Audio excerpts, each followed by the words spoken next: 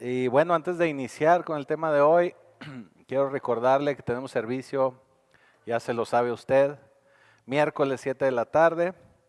Mire, estamos haciendo todos el esfuerzo de iniciar bien puntuales. Si se da cuenta, estamos iniciando bien puntuales.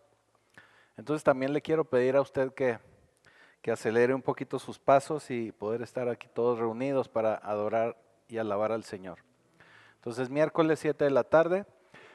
Los jueves ya iniciamos la nueva programación o el nuevo programa de sanidad.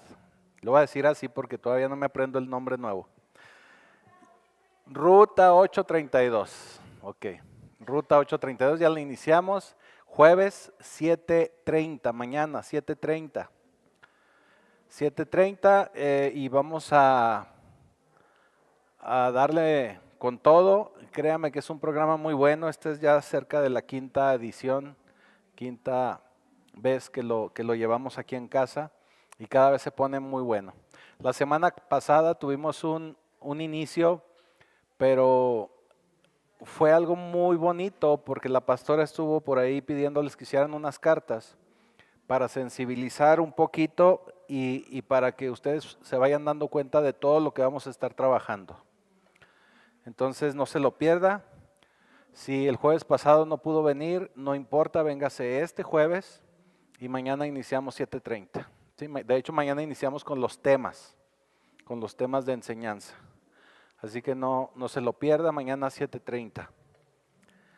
Viernes, varones, tampoco no se lo pierda, 7 de la tarde. Este viernes pasado nos quedaron hasta burritos, porque hubo mucha comida. Así que no se lo pierda, también se pone muy bueno. Y no por los burritos, no por la comida, sino también la enseñanza es para que todos vayamos creciendo como hombres de reino. Domingo 11 de la mañana, servicio general.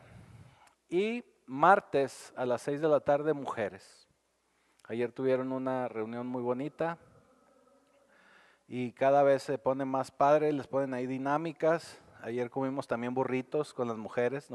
Varones nos quieren hacer la competencia. Pero creo que estaban más buenos los burritos de los varones del viernes. Pero digo, pues yo nomás estoy diciendo para que se animen los varones. Los de ayer están riquísimos. Y que me disculpe la hermana Rosy porque sí estaban muy buenos, pero tengo que incentivarlos para que vengan el viernes. Sí. Sí, tienen que venir. Mira, ya viene la hermana Rosy a pelear. No, estaban muy buenos los de la hermana Rosy, ya dije, estaban riquísimos, pero tengo que motivarlos para que vengan el viernes. Muy bien, dicho lo anterior y antes de que se enoje más la hermana Rosy, vamos a iniciar con el tema. Ya sabe que estamos estudiando Libro de Jueces. Nos quedamos al final del capítulo 5, donde en el capítulo 5 pudimos leer el corrido de Débora y Barak. ¿Se acuerda? ¿Por qué? Porque el capítulo 5 es toda una canción, es todo un salmo que habla de la victoria que tuvieron Débora y Barak en contra del ejército del rey Jabín y de su comandante Sísara. Entonces nos quedamos ahí en el capítulo 5 y en ese capítulo 5 al final nos habla y nos dice que la tierra reposó 40 años. Entonces después de esa victoria, después de esa gran victoria que tuvo Débora y que tuvo Barak, y obviamente que cayó Sísara por mano de Jael, reposó la tierra 40 años. Vaya, vivieron en paz 40 años. Pero nuevamente sabemos que desde los tiempos de Josué viene el pueblo de Israel batallando y el problema principal es que la fe no se transfiere de generación a generación. El pueblo de Israel se compromete con el Señor, sabe de las victorias de Dios, pero cuando se tratan de las nuevas generaciones, no se transfiere la fe. Entonces fallamos con esa transferencia. Es algo similar a lo que vivimos hoy en nuestros días, donde estamos viendo generaciones completas que ya no conocen de Dios. No conocen de Dios, no respetan a Dios y ya ni siquiera respetan tampoco a los padres. Entonces se rompe todo este ciclo de respeto que debe de haber y sobre todo hacia Dios. El pueblo de Israel empezó a caer en este ciclo constante de apostasía. Eso es apostasía, o sea, que se alejan del conocimiento de Dios, que rechazan el conocimiento de Dios. Es un ciclo en el cual ellos constantemente caían, lloraban, le clamaban al Señor y el Señor, como es misericordioso, bueno, pues mandaba nuevamente a un juez para poderlos libertar, ¿sí?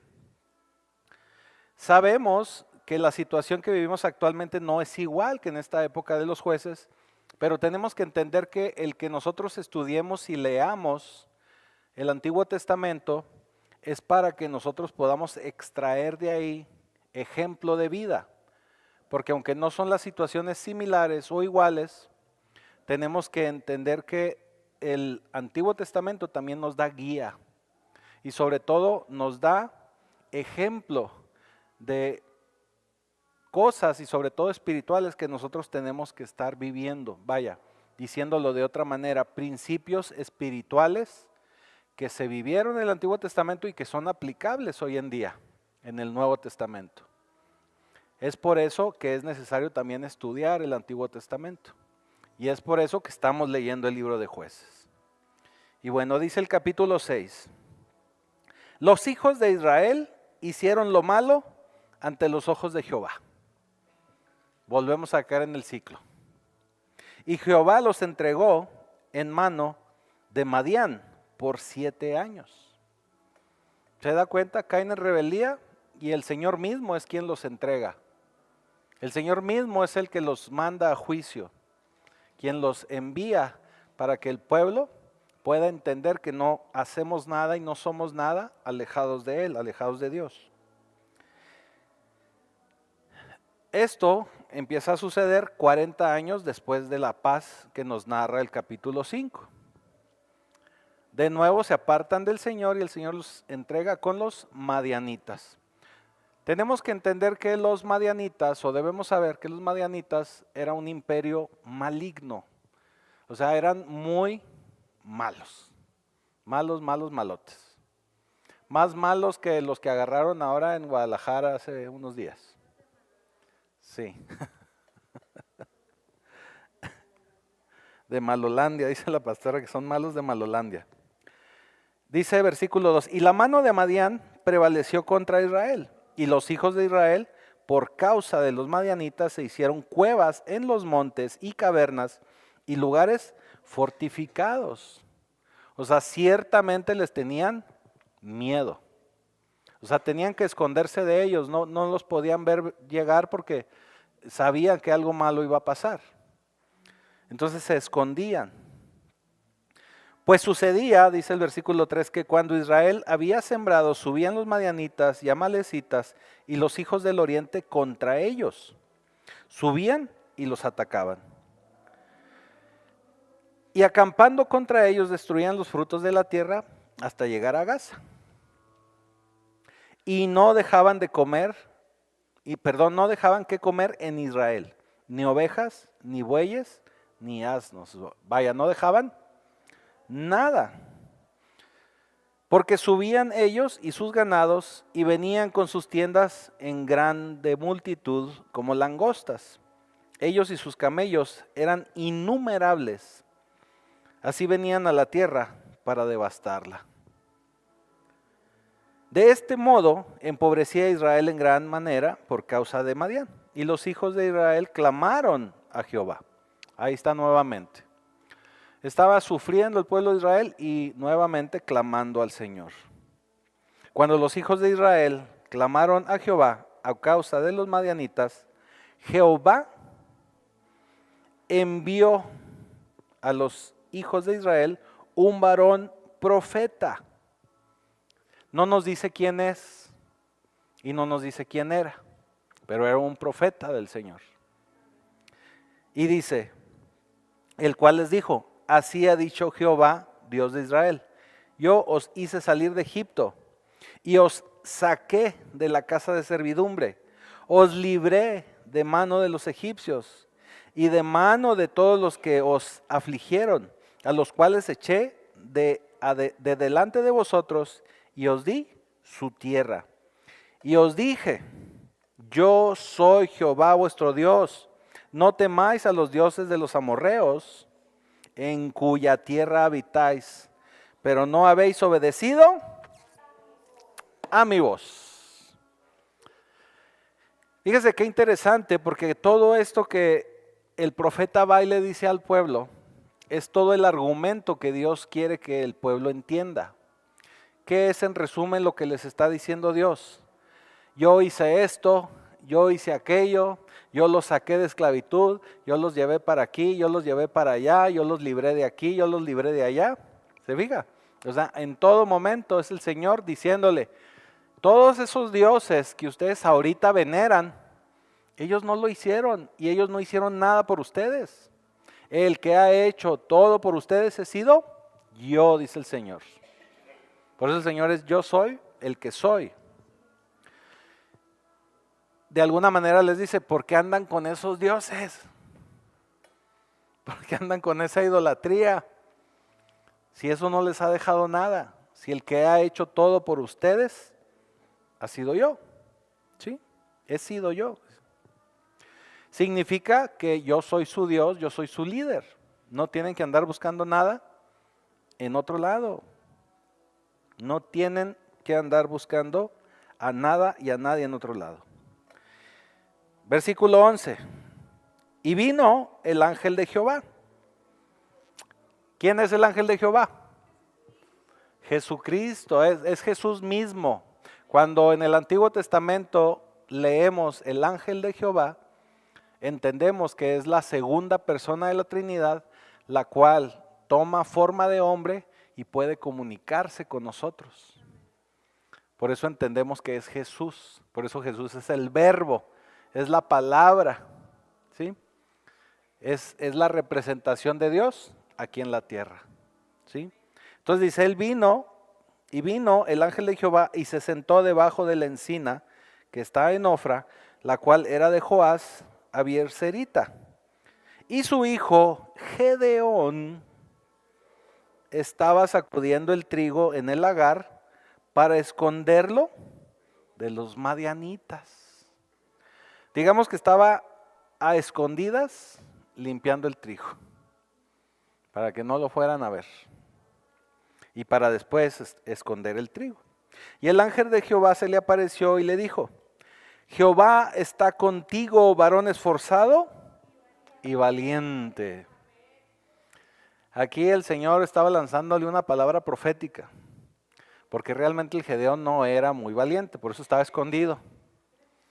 Y le tenía miedo a los madianitas, por eso estaba limpiando el trigo, porque quería esconder el trigo y se quería esconder él. Y Gedeón le respondió, Señor mío, si Jehová está con nosotros, ¿por qué nos ha sobrevenido todo esto? ¿Cuántos de nosotros no nos hemos preguntado cosas como estas? Si Dios está conmigo, si yo estoy con Dios, ¿por qué me pasan estas cosas? ¿Sí? Nos gedeonizamos, ¿verdad? De repente. Y andamos preguntando cosas. ¿Y dónde están todas sus maravillas que nuestros padres nos han contado, diciendo, ¿no nos sacó Jehová de Egipto? Y ahora Jehová nos ha desamparado y no nos ha entregado en manos de los madianitas. Se fija, por lo menos, y aquí nos podemos enterar, que en la familia de Gedeón, aunque ya estaban del lado equivocado, aunque ya tenían idolatría, y ahorita se va a dar cuenta por qué se lo digo, se hablaba y se conocía de Jehová y se sabía de Dios, ¿sí? Y mirándole Jehová le dijo, ve con esta tu fuerza y salvarás a Israel de la mano de los madianitas. ¿No te envío yo? O sea, ¿no soy yo el que te está enviando? Ahora, note algo. Cuando empezamos a leer esto decía el ángel de Jehová, ¿cierto? Y ahora en lo que acabamos de leer dice, y mirándole, ¿quién? Jehová. Entonces, ¿quién es? Pues es Jehová. Por eso le digo, es la segunda persona de la Trinidad. ¿Sí? Entonces le respondió, Señor mío, ¿con que salvaré yo a Israel? O sea, ¿yo? He aquí que mi familia es pobre en Manasés, y yo el menor de la casa de mi padre. O sea, ¿cómo se te ocurre que yo? Si soy el más chiquillo, y soy miediosillo desde chiquillo. O sea, ¿cómo se te ocurre que yo? Jehová le dijo, ciertamente yo estaré contigo y derrotarás a los madianitas como un solo hombre. Como a un solo hombre. Era un ejército y era un ejército enorme. Se cree que era un ejército de alrededor de 32,000 hombres. 32,000. Eso sí llena más un estadio que, no sé cuántos quepan en un estadio de fútbol, ¿verdad? Pero es mucha más gente de la que cabe en un estadio de fútbol, creo yo. Y él respondió, yo te ruego que si he hallado gracia delante de ti, me des señal de que tú has hablado conmigo. O sea, que verdaderamente esto que me estás diciendo es verdad y que verdaderamente tú eres Dios. O sea, no me la creo así como que tan fácil. ¿Sí? Aquí parte de lo que estamos leyendo y parte de lo que tenemos que entender como una clave es que cuando el Señor nos envía a realizar una tarea que parece imposible, ciertamente la podemos realizar si el Señor está con nosotros. ¿Sí? ¿Está Él guiándonos? Entonces Él está con nosotros. ¿Qué significa? Que tengo que yo estar seguro que el Señor me lo está pidiendo. Luego muchos de nosotros nos metemos en problemas pensando que Dios me envió, pero realmente el que me envió fue mi emoción y mi sentimiento. Por ejemplo, yo en mi emoción y mi sentimiento, pues yo me quiero ir a predicar a Europa, ¿verdad? Pero el Señor no me ha mandado. ¿Sí me explico? Es como mucha gente que se quiere ir de misionero. El Señor, envíame a Europa. Ay, ¿cómo no lo envían a África? ¿Sí me explico? Sí, pues por lo menos a Valsequillo, ¿verdad? Pues, o sea, a Parral por lo menos, ¿verdad? Pero, o sea, tenemos que tener la seguridad de que si Dios nos está enviando, se va a poder realizar. ¿Sí? Muy bien, entonces, si has hablado conmigo, en el versículo 17 le dice, si has hablado conmigo, si tú eres Dios, entonces necesito asegurarme. Y le dice en el 18, te ruego que no te vayas de aquí hasta que vuelva a ti y saque mi ofrenda. Fíjese, y saque mi ofrenda y la ponga delante de ti. Y él respondió, yo esperaré hasta que vuelvas. O sea, yo aquí te espero. Tú ve, yo aquí espero. Y entrando Gedeón preparó un cabrito y panes sin levadura de un efa de harina y puso la carne en un canastillo y el caldo en una olla y sacándolo se lo presentó debajo de aquella encina. No sé usted cuánto se tarde haciendo comida, pero si una sopita de fideos se tarda mínimo 10, 15 minutos. Imagínense cuánto se tardó para preparar el pan y el cabrito, y ahí tenía al Señor esperándolo. O sea que por lo menos sí se tardó un par de horas, ¿verdad? Al menos una hora sí. No, y para aquí que a lo mejor y fue a perseguirlo al corral, entonces no, pero... No, pues por lo menos un mediodía. Entonces, versículo 20, entonces el ángel de Dios le dijo, toma la carne y los panes sin levadura y ponlo sobre esta peña y vierte el caldo. Y él lo hizo así, o sea, puso la carne, los panes y les echó el caldito encima. O sea, estaba mojado, vaya, todo. ¿Sí? Sí, estaba mojadito todo. Con papas y todo lo que le puso, ¿verdad? El caldo de piedra y todo lo que preparó ahí. Luego le digo cómo preparar un caldo de piedra muy bueno.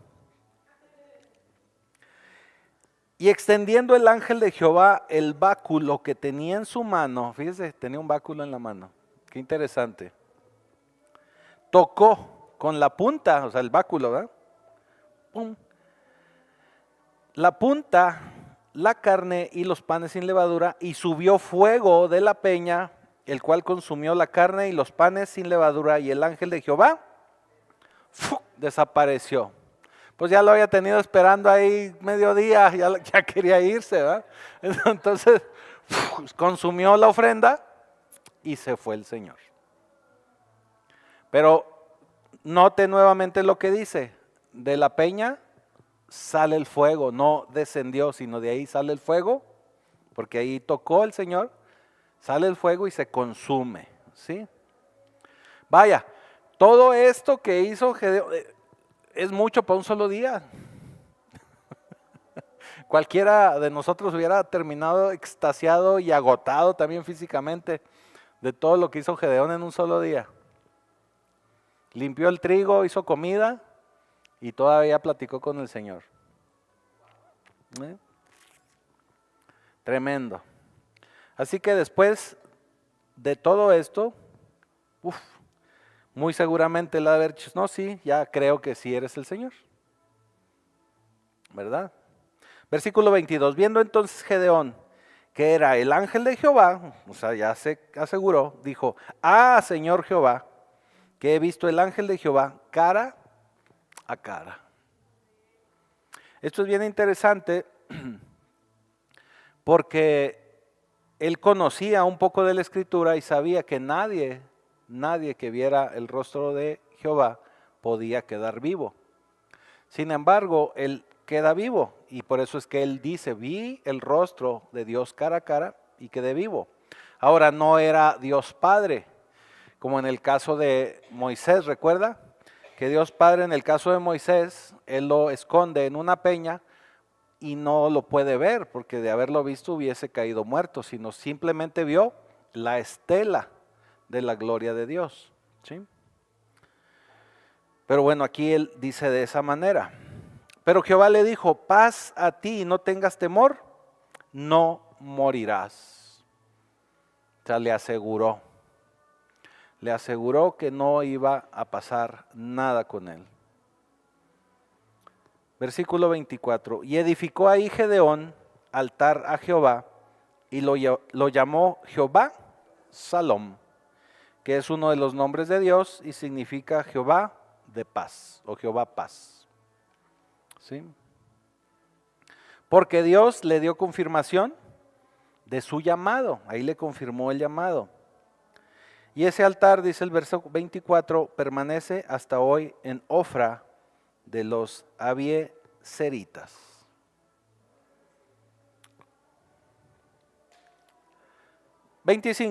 Y aconteció que la misma noche le dijo Jehová, toma un toro del hato de tu padre, el segundo toro de 7 años, y derriba el altar de Baal que tu padre tiene, y corta también la imagen de Ásera que está junto a él. Ya ve por qué le decía que en la casa de los papás ya estaba inmiscuida, metida, infiltrada como la humedad, la idolatría. Sabían de Dios, se había comentado a lo mejor ahí en la casa de Dios, pero estaba metida totalmente en la idolatría, de tal manera que tenían ahí un altar. Y sigue diciendo, y edifica altar a Jehová tu Dios en la cumbre de este peñasco en lugar conveniente, y tomando el segundo toro, sacrifícalo en holocausto con la madera de la imagen de acera que habrás cortado. O sea, no solamente iba a derribar los altares, sino que con la madera de ese mismo altar iba a dar nuevamente ofrenda a Jehová. ¿Sí?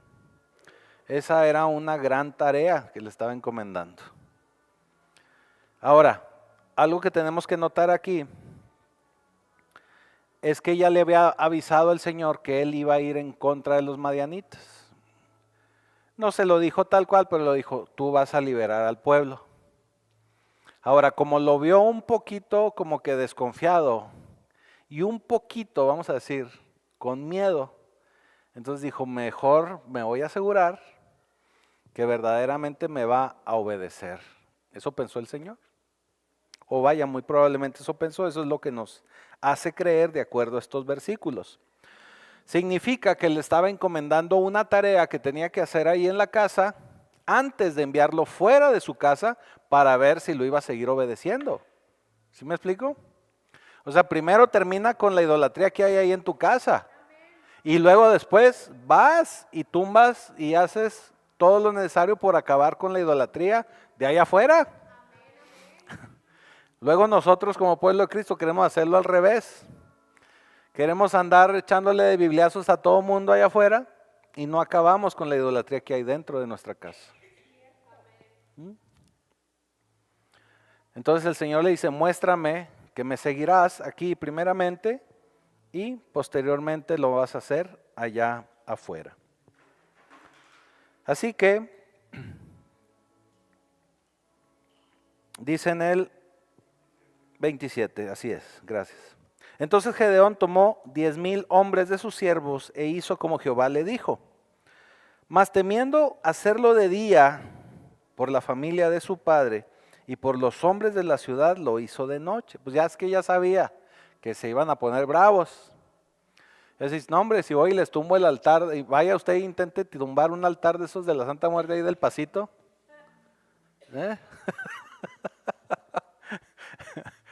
O sea, algo así era. Entonces, no, mejor voy en la noche, no me voy a arriesgar. Por la mañana, cuando los de la ciudad se levantaron, cuando fueron a abrir los puestos, ¿no?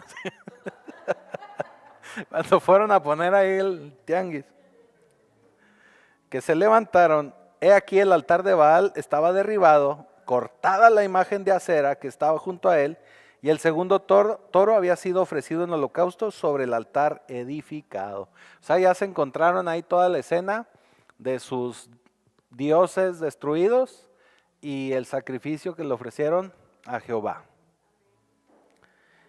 Y se dijeron unos a otros, ¿quién ha hecho esto? Y buscando e inquiriendo, o sea, buscando y preguntando, les dijeron, a mí se hace que fue el Gedeón. O sea, no hubo alguien que fue chismoso, ¿verdad? Siempre alguien no se aguantó.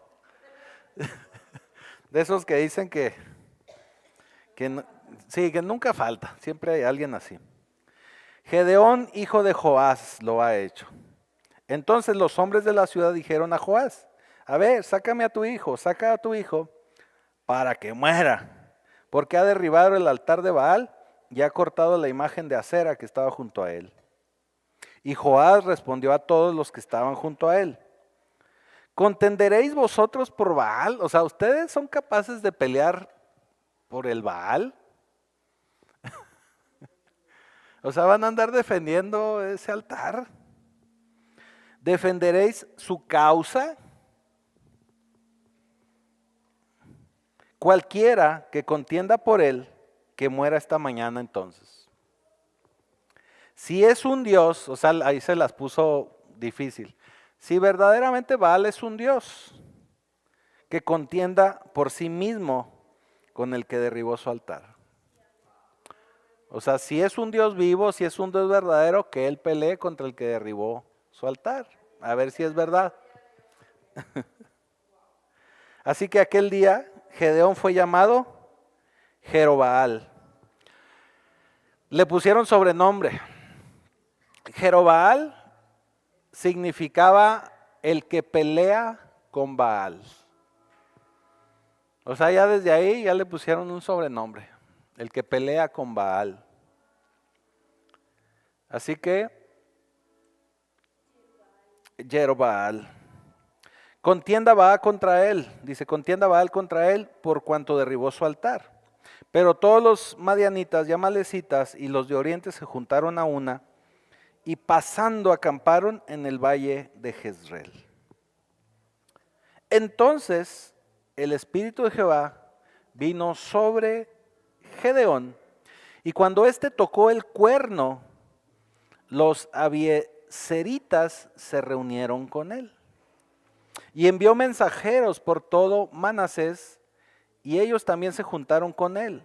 Asimismo envió mensajeros a Aser, a Zabulón, a Neftalí, los cuales salieron a encontrarles.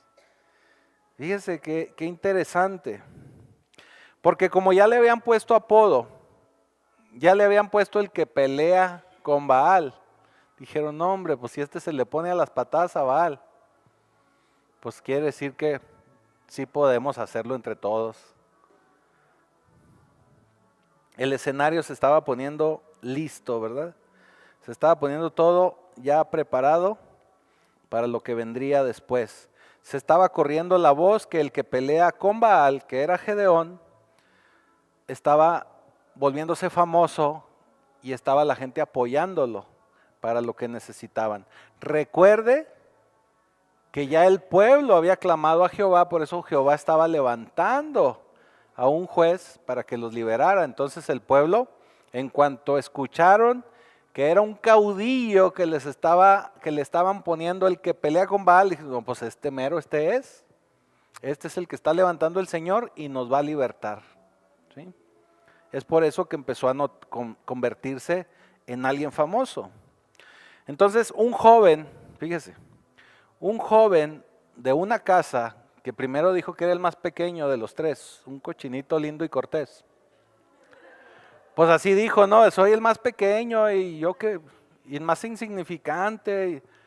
En 24 horas se convirtió en un héroe que peleaba con Baal. 24 horas. Se convirtió en un líder de comunidad, deje usted líder de colonia, líder de comunidad. Así que cuando Dios está listo para mover a alguien y para moverse Él, se mueve con muchísima rapidez. Aquí un prácticamente desconocido se vuelve conocido y lo levanta como líder de una nación en 24 horas.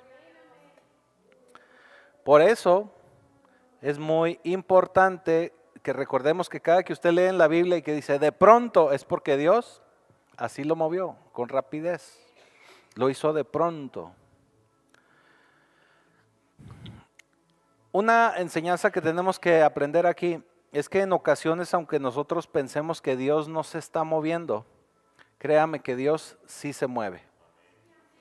Dios siempre está preparando todas las circunstancias para hacer lo que tiene que hacer con nosotros, con nuestro propósito, con su vida. El que de pronto pensemos que no se está moviendo no significa que Él no lo haga, porque el Señor siempre está moviendo las piezas. Y de un momento a otro, en 24 horas, puede levantar a un caudillo para liberar a una nación. Una de las pruebas más difíciles que el Señor puede ponerle a usted en su vida es la espera. Créame que esa es una de las pruebas más difíciles que usted va a enfrentar con Dios.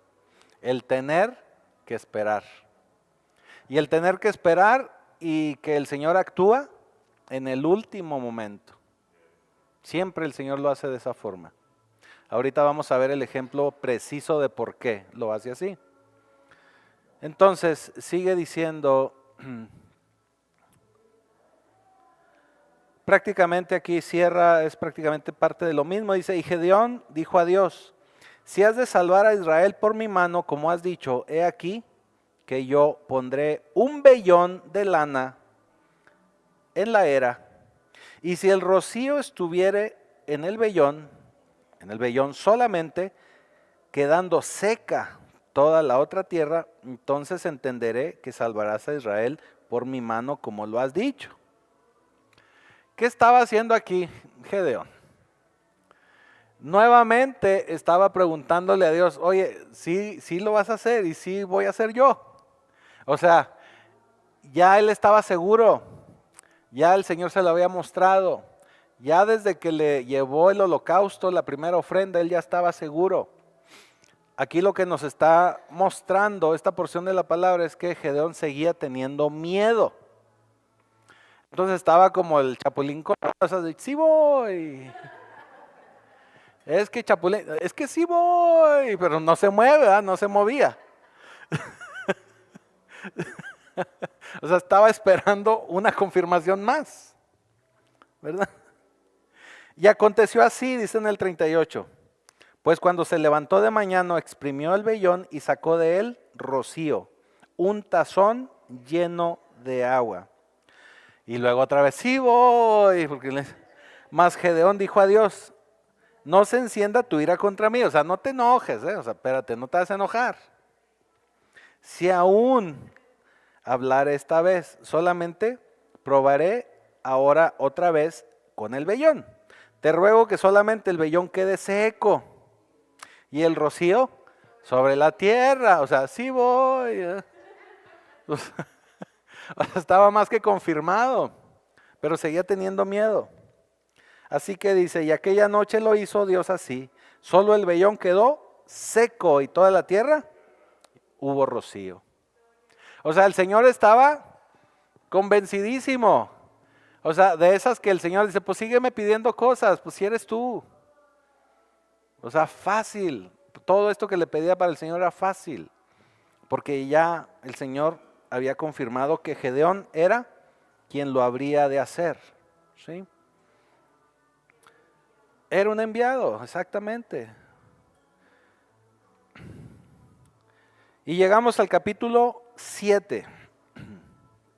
Llegamos al capítulo 7 y dice, levantándose pues de mañana, Jerobaal, que sabemos que es Gedeón, el que pelea con Baal, el cual es Gedeón, todo el pueblo que estaba con él, acamparon junto a las fuentes de Arot.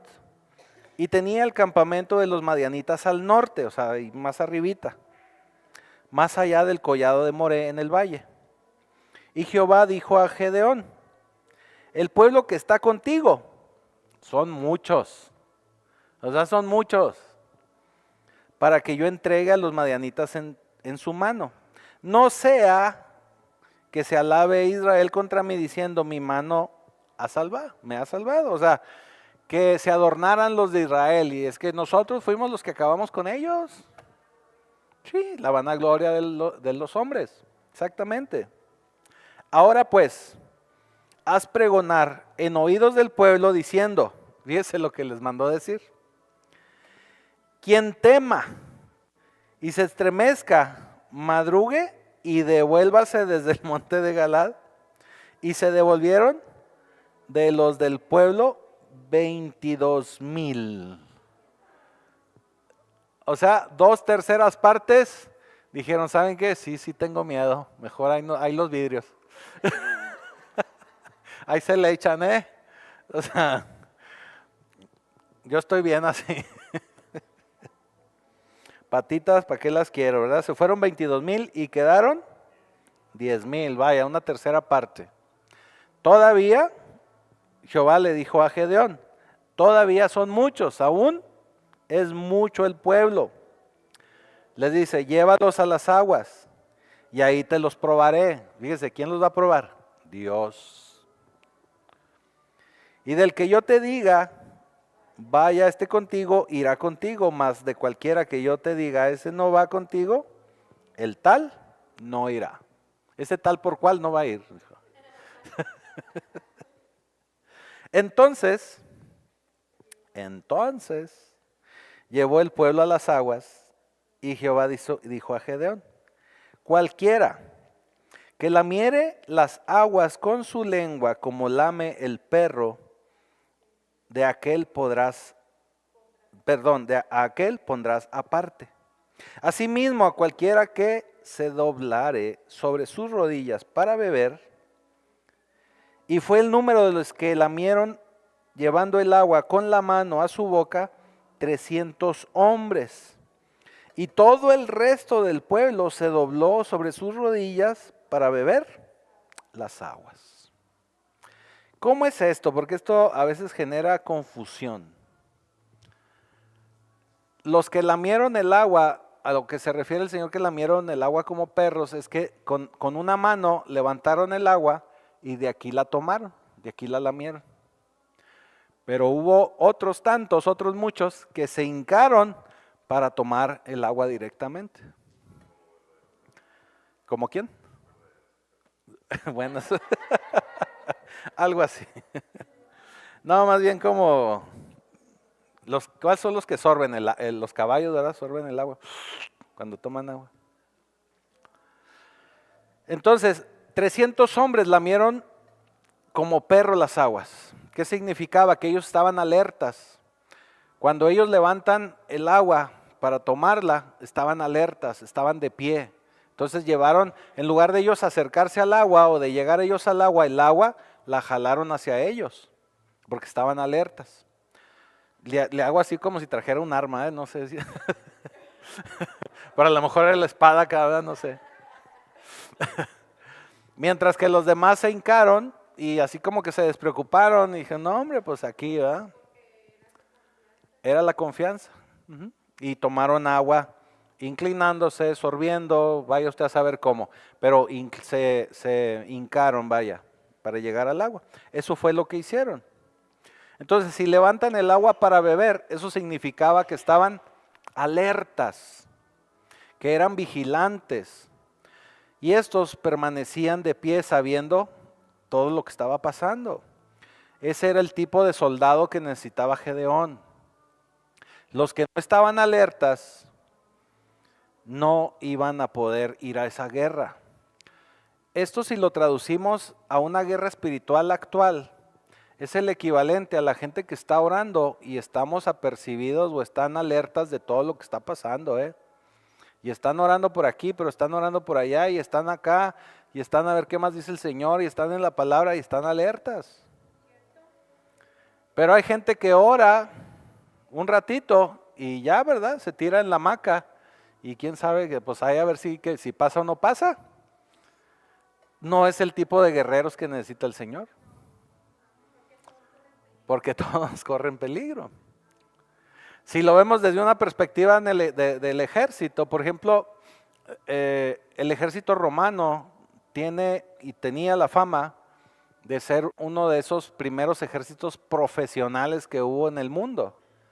Y ellos tenían formaciones completas donde ellos se amartillaban o se bloqueaban escudo con escudo, hombro con hombro y no permitían a nadie pasar.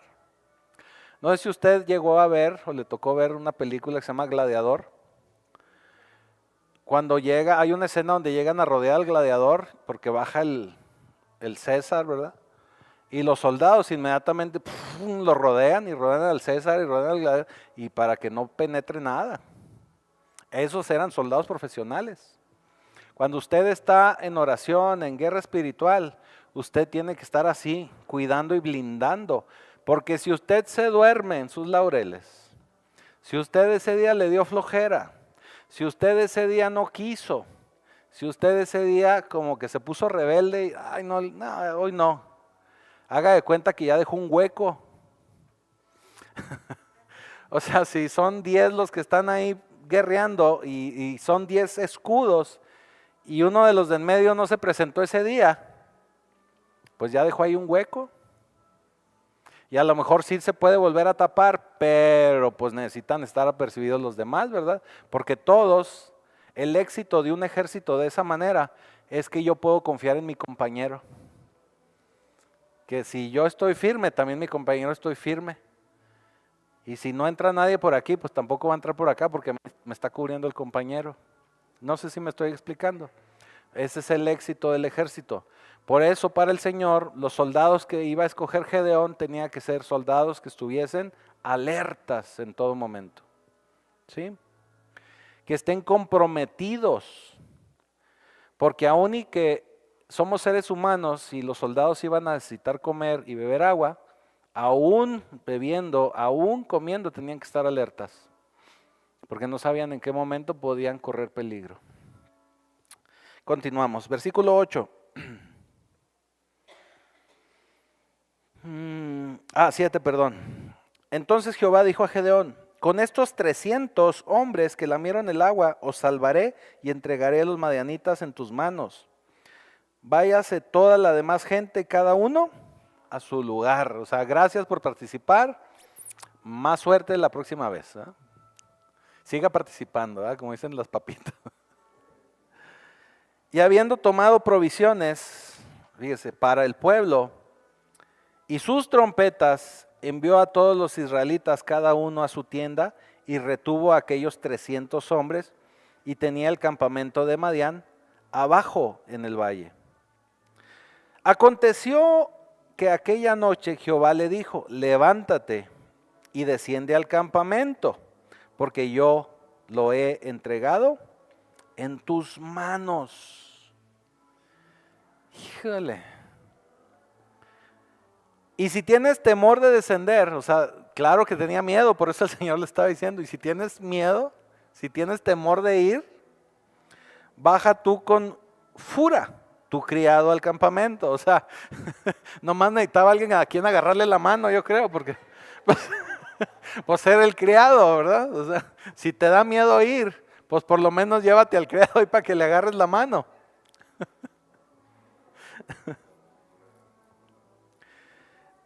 Versículo 11, fíjese. Y oirás lo que hablan, oirás lo que hablan. O sea, vas a ir y vas a poner atención a lo que estén diciendo. Entonces, tus manos se esforzarán. O sea, vas a ir y vas a escuchar. Y con lo que vas a escuchar, créeme que te vas a fortalecer. Eso es lo que le está diciendo. Fíjense qué interesante. Y entonces, y descenderás al campamento, y él descendió con fura, su criado, hasta los puestos avanzados de la gente armada que estaban en el campamento. Y los madianitas, los amalecitas y los hijos del oriente estaban tendidos en el valle como langostas en multitud. Le digo que se cree que era un ejército de cerca de 32,000 hombres. Y sus camellos eran innumerables como la arena que está en la ribera del mar, en multitud. O sea, eran un titipuchal. Y cuando llegó Gedeón, he aquí que un hombre estaba contando a su compañero un sueño. O sea, pero ¿qué le dijo el Señor? Tú ve y escucha, ¿verdad? Entonces a lo mejor el Señor te puede enviar a que escuches algo que a lo mejor no es tu plática, pero pues si te está poniendo ahí para que lo escuches, a lo mejor algo te quiere decir el Señor. Y le dice el hombre, mira, fíjate que soñé, lo estoy parafraseando, fíjate que soñé que venía un pan Bimbo de cebada, un pan de cebada, que rodaba hasta el campamento de Madián y llegó a la tienda y la golpeó de tal manera que cayó y la trastornó de arriba a abajo y la tienda cayó. Fíjate que soñé que venía un pan rodando y ese hacía destrozo y medio. O sea, dices, pues un pan. Ahora, ojo, el pan de cebada, en esta época, en ese momento histórico, el pan de cebada era el pan de los pobres. O sea, era un pan insignificante.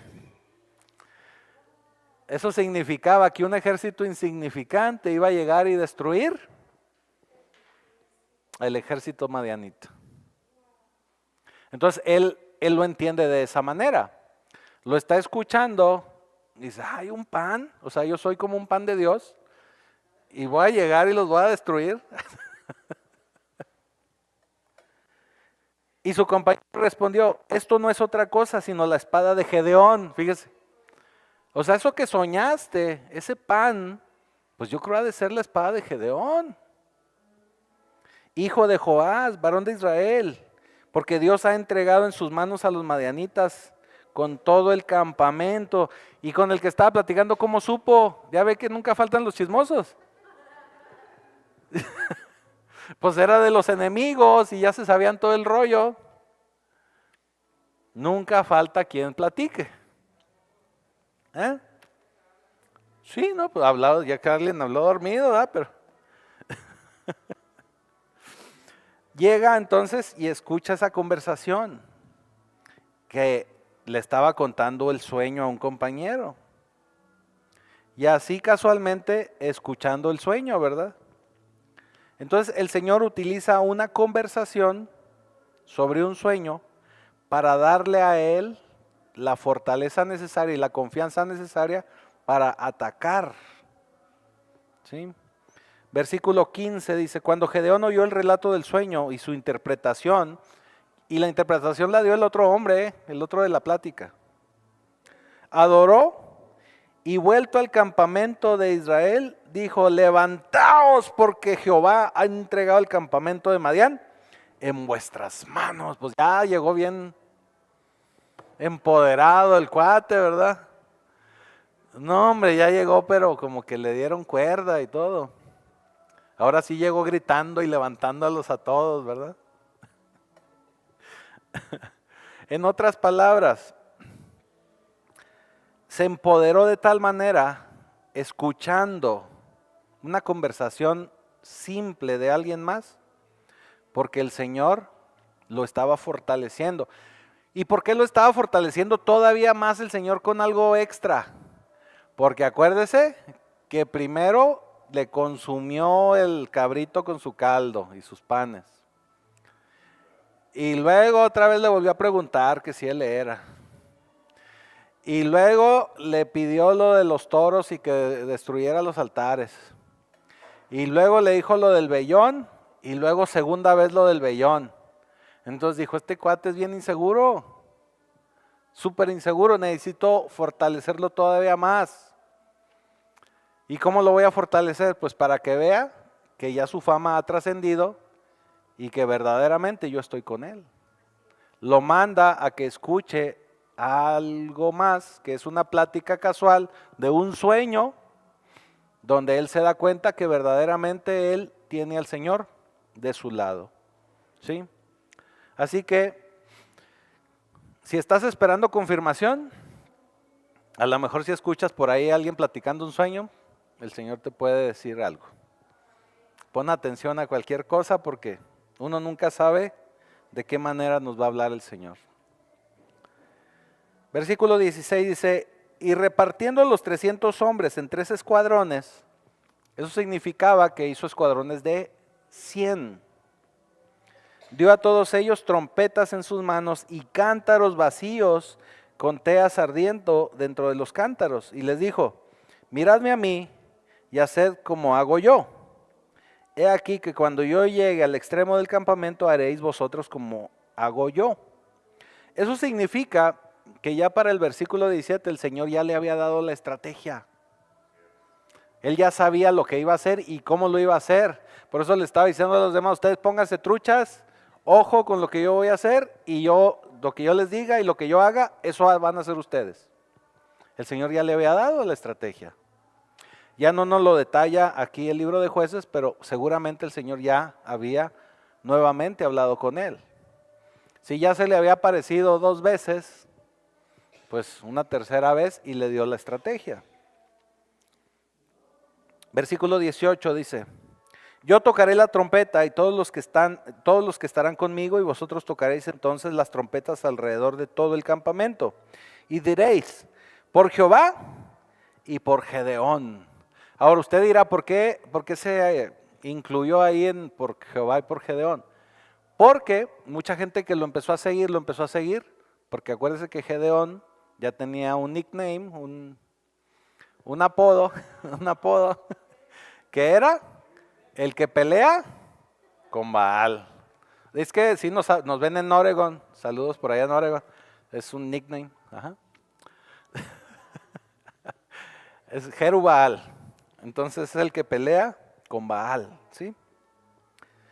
Entonces dice, llegaron pues Gedeón y los 100 hombres que llevaba consigo, porque él iba con un batallón, y al extremo del campamento, al principio de la guardia, de la medianoche, cuando acababan de renovar los centinelas, o sea, acababan de cambiar la guardia, y tocaron las trompetas y quebraron los cántaros que llevaban en sus manos, y los 3 escuadrones tocaron las trompetas, quebrando los cántaros, tomaron en la mano izquierda las teas y en la derecha las trompetas que tocaban y gritaron por la espada de Jehová y Gedeón. ¿Y qué cree? Pues hicieron un ruidajo, más que la alabanza que tenemos allá enseguida, ¿verdad? Hicieron un relajo. Y como acabamos de decir que era un ejército de 32,000 hombres y estaban renovando la guardia, pues no sabían qué estaba pasando. El que estaba dejando la guardia ahí levantándose, el que estaba llegando, pues qué está sucediendo. Entonces, y como fue un gritadero, una de sonido de trompeta por todos lados, empezaron a pelear entre ellos.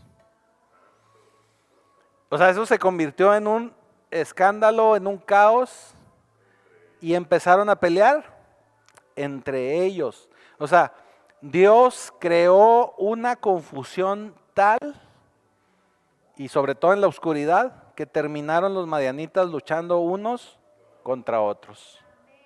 Unos contra otros. Dios le había dicho a Gedeón, haz lo que te diga. Y aun que sean cosas que parecen muy locas, que no tienen sentido, tú las tienes que hacer. Eso significa que cuando el Señor nos dice y nos habla cosas, por muy descabelladas que sean, usted las tiene que hacer. Usted las tiene que hacer. Uno nunca sabe. El Señor ya tiene la estrategia y solamente Él sabe por qué. Solo tienes que hacer lo que Él te dice. Eso, el confiar en su palabra y hacer lo que Él dice, se traduce en dos palabras: obediencia y fe. Obediencia, sabe lo que va a hacer.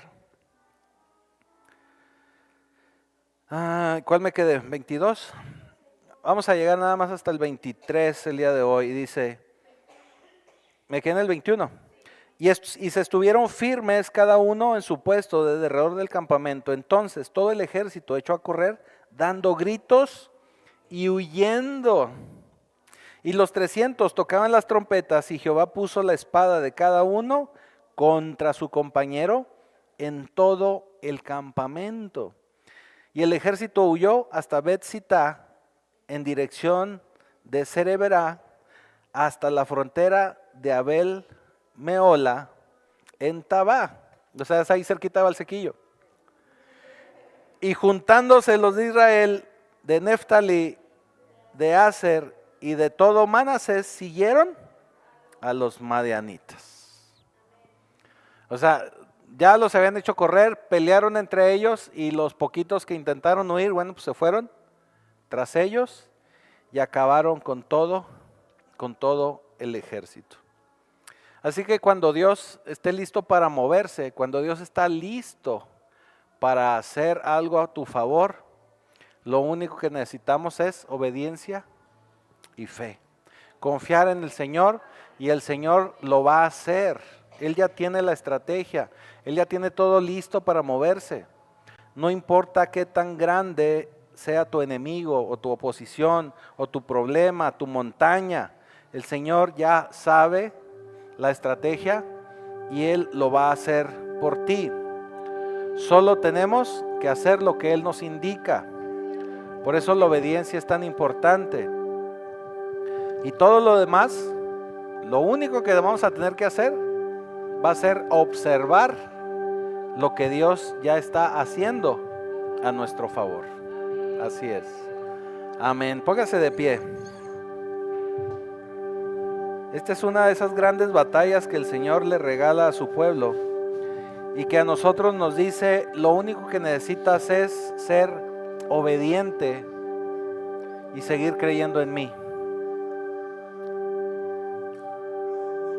El domingo pasado precisamente hablábamos acerca de esta esencia de la fe, donde tenemos que poner nuestra fe en el Señor, porque no es tanto el tamaño de la fe que tú puedas tener, porque todos podemos tener la fe de ese grano de mostaza, que es tan diminuto que prácticamente todos lo tenemos. Además, la palabra nos dice que a todos nos ha dado una misma medida de fe. Entonces no es la fe, sino que es en dónde y en quién ponemos la fe. Si nosotros ponemos nuestra fe en el Señor, en Jesucristo, en que Dios le levantó de los muertos, en que Él nos ha justificado delante del Padre, esa es una gran fe, porque la estamos poniendo, esa pequeña fe, en un Dios grande y glorioso. Así que vamos a orar. Señor, te damos gracias, Padre, por esta enseñanza. Y te damos gracias porque sabemos que tú en todo momento trabajas para con nosotros. Porque eres ese Dios misericordioso que sale en nuestra ayuda. Y lo único que tú buscas de cada uno de nosotros es que podamos servirte en obediencia y en fe. Te damos gracias, Señor, por cada una de tus enseñanzas. Te damos gracias por ese sacrificio de tu Hijo Jesucristo en la cruz. Y ya te damos gracias en todo. En el precioso nombre de Jesucristo. Amén.